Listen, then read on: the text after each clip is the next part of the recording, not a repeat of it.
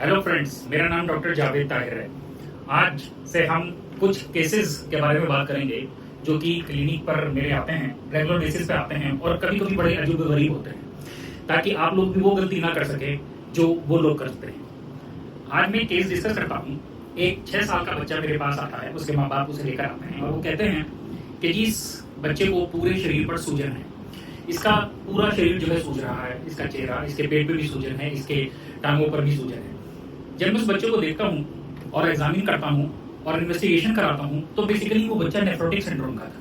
Nephrotic syndrome का मतलब ये होता है कि यूरिन में बहुत ज्यादा प्रोटीन जा रही थी। यूरिन में प्रोटीन के जाने की वजह से हुआ क्या कि शरीर में प्रोटीन की कमी हो गई और वो बच्चे को बहुत ज्यादा सूजन आ गई। इसके अलावा मैंने जब उसको एग्जामिन किया और जब मैंने उसकी इन्वेस्टिगेशन कराई तो नेफ्रोटिक सिंड्रोम से रिलेटेड जितने भी कॉम्प्लिकेशंस थे वो उस बच्चे में थे। अब इस केस में अजीब बात क्या है?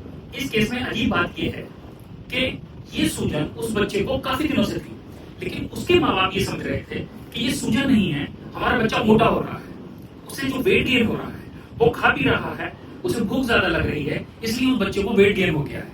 ये एक बड़ी अजीब सी बात थी। यानी माँ बाप को ये मालूम ही नहीं कि ये एक बीमारी है जिसकी वजह से पूरे शरीर पर सूजन आ रही है और वो सूजन को बेसिकली एक मोटापा बढ़ रहा है ये समझ रहे हैं। इसलिए ये नेफ्रोटिक सिंड्रोम अनरिकॉग्नाइज्ड रहा काफी टाइम तक। तो ये गलती आप ना करें। आप ये देखें कि अगर कोई भी एब्नॉर्मलिटी है, बहुत जल्दी वजन बढ़ रहा है, बहुत जल्दी कोई वेट गेन हो रहा है या बच्चा मोटा लगने लग रहा है, तो हो सकता है नेफ्रोटिक सिंड्रोम।